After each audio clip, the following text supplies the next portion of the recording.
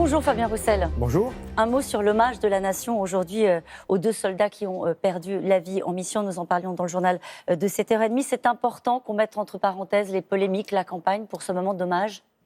Oui, parce que ces 2 soldats, ces 2 maîtres mariniers ont perdu la vie en libérant 4 otages, dont 2 Français.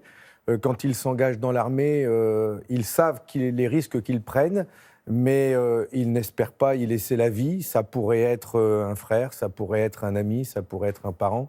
Et je pense que toute la communauté nationale doit être unie pour leur rendre hommage aujourd'hui et mettre de côté les polémiques qui, franchement, n'ont pas lieu d'être. Et la campagne pour les européennes? Ou est-ce que la campagne continue malgré tout? Écoutez, nous serons, moi je serai à l'hommage ce matin aux Invalides. Aux côtés du chef de l'État. Aux côtés du chef de l'État. Et puis, je filerai ensuite à Valence pour aller rencontrer le personnel hospitalier de l'hôpital de Valence, puisque eux aussi sauvent des vies à leur manière. Ils ne perdent pas la vie, mais ils sauvent des vies. Et ils sont en grève parce qu'on leur supprime 30 lits, alors que là-bas, le temps de passage dans les urgences, ça tourne autour de 20 heures. Et donc, elles sont en colère, elles manifestent, elles ont interpellé les parlementaires en disant « il y a de la colère dans le cathéter ». Eh bien, nous, on dit « il y a de la colère chez le parlementaire ». Et ça, c'est dans le cadre de la campagne des européennes oui, aussi, en réalité. Oui, aussi, oui, bien sûr. Alors, justement, cette campagne, est-ce que vous faites de cette élection un référendum pour ou contre Emmanuel Macron? Est-ce que l'enjeu de ce scrutin est national? Il est double, parce que pour que ça change en France, il faut aussi que ça change en Europe. Et le combat, on doit le mener sur les 2 tableaux. Et les politiques qui sont déclinées en France, les politiques d'austérité, elles sont imposées par l'Union européenne. Et Emmanuel Macron, il les écrit à Bruxelles, il les applique en France. Et donc, on doit, si on veut se battre pour les salaires, pour les pensions, pour les services publics, il faut pilonner et les traités libéraux et en même temps pilonner la politique de M. Macron. 17 milliards qui ont été libérés d'une certaine manière par le gouvernement après la crise des Gilets jaunes, c'est pas franchement une politique d'austérité?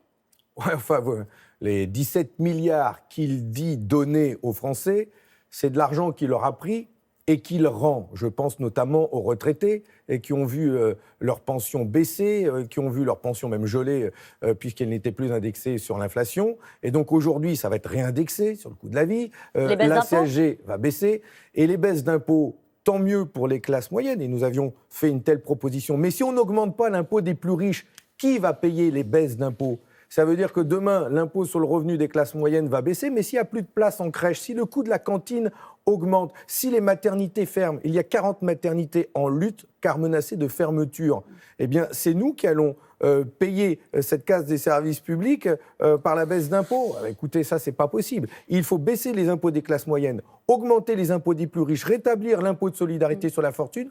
C'est de la justice fiscale. C'est ça ce que réclament nos concitoyens aujourd'hui. Harmonisation fiscale, c'est un combat que vous menez au niveau européen ? Bien sûr, il faut que tout le monde paye un juste impôt. Il n'est pas normal que les PME, les artisans, les commerçants, les classes moyennes payent rubis sur ongle. Et je peux vous dire que s'ils ratent une échéance, ils sont vite rattrapés par la patrouille. Et il faut que tout le monde paye le plus juste impôt. Et ce n'est pas normal que des grandes multinationales décident de délocaliser leurs bénéfices dans des paradis fiscaux au sein de l'Union européenne, tels que les Pays-Bas, l'Irlande, le Luxembourg, et qu'ils payent pratiquement 0 impôt. Il faut s'attaquer à cela et les pays de l'Union européenne... Alors typiquement, voilà un sujet sur lequel on se dit qu'il va falloir changer les règles européennes. Oui. Pour changer la politique fiscale en matière européenne, il faut l'unanimité. Oui, fini l'unanimité. Comment on fait, fini l'unanimité? On change les traités? Bien sûr. Enfin, ça, on est d'ailleurs plusieurs à le dire. Les seuls à gauche depuis 79, on est moins seuls aujourd'hui, et tant mieux, à demander qu'il faut complètement réécrire les traités. Il faut sortir de ces traités européens, en écrire d'autres, et qui se fixent d'autres objectifs. Sortir de la pauvreté, 87 millions de personnes vivant sous le seuil de pauvreté en Europe. C'est un objectif. C'est un objectif. Luttons contre la pauvreté, luttons contre les inégalités, pour le plein emploi et pour la justice fiscale. Eux, ils ont dit 3% de déficit à ne pas dépasser. Ouais. Nous disons 0 fraude fiscale. On bannit de l'Union européenne les pays qui n'appliquent pas un taux d'imposition moyen sur les bénéfices des entreprises. Une mission a été confiée à la Cour des comptes en la matière sur la lutte contre la fraude fiscale, ça vous fait déjà sourire. Oui, il se moque de nous, le président de la République. Il commande un nouveau rapport sur l'évasion fiscale, alors qu'il y en a plein sur les étagères des bibliothèques de l'Assemblée et du Sénat qui ont été produits par nous. Alain Bocquet, à l'Assemblée nationale, Éric Bocquet au Sénat, les deux frangins champions de l'évasion et de la fraude fiscale, ils en ont pondu des rapports, tout est écrit. Qui, quoi, quand, comment, et ce qu'il faut faire pour s'y attaquer. Pas besoin d'un nouveau rapport. Bah non. Vous parliez de la pauvreté et de la justice fiscale. Un mot sur la justice sociale et sur l'Europe sociale. La République En Marche et sa tête de liste, Nathalie Loiseau, dit qu'elle veut construire une Europe sociale avec un SMIC européen qui permette un revenu décent, au moins la moitié du salaire médian. Oui. C'est un objectif. Oui, bon, enfin, vous avez calculé ce que ça fait, la moitié du salaire médian. En France, ça fait 950 €. Donc elle promet un SMIC à 950 € pour les Français. Non, pas pour les Français, un SMIC européen, c'est-à-dire pour ceux qui n'ont pas de SMIC. Oui, d'accord, mais si on l'applique à chez nous, ça revient à ça. Donc non, il faut être sérieux. Nous réclamons à ce que chaque pays se fixe l'objectif d'avoir un SMIC qui représente 60% du salaire moyen, ce qui veut dire en France 1 400 € net. Et nous réclamons d'ailleurs une hausse des salaires de 200 € pour tous les salaires, ce qui serait juste pour ceux qui sont au SMIC et puis progressif pour les autres. Et c'est comme ça que l'on redonne du pouvoir d'achat et une hausse des salaires qui ne soit pas payée par nous, par la prime d'activité. Parce que la hausse des salaires de Macron, c'est une allocation versée par la CAF que nous payons avec nos propres impôts.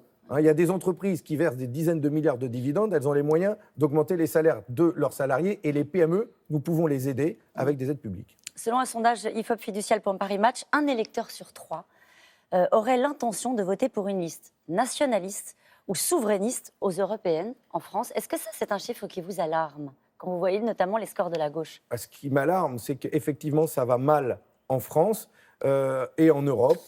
Les montées des nationalismes, de l'extrême droite, des populistes, des comédiens, des gens qui s'amusent avec la politique. En Ukraine. À l'Ukraine, eh bien, ça fait peur parce que c'est sérieux, la politique. Et il y a des progressistes comme nous, et en Espagne, au Portugal, en Grèce, qui se battent pour une autre conception de l'Union européenne, pour l'Europe, mais une autre Europe. Et cette voix-là, on ne l'entend pas assez. Je regrette d'ailleurs que dans le débat à France Télévisions, à 20h30, vous n'invitez pas Yann Brossat et le Parti communiste français pour en débattre avec les autres têtes de liste, parce que notre parti a une cohérence sur ce sujet. Depuis 1979, nous nous sommes battus, nous nous battons pour la construction d'une autre Europe au service du monde du travail, de la justice sociale et de la justice fiscale. Ils seront invités en deuxième partie? En deuxième partie de soirée. Avec des critères qui sont ceux de France Télévisions, que je vais rappeler quand même, résultat aux précédentes élections, le nombre d'élus en France au Parlement européen, les sondages, donc les intentions de vote, on en a parlé à l'instant, la dynamique de campagne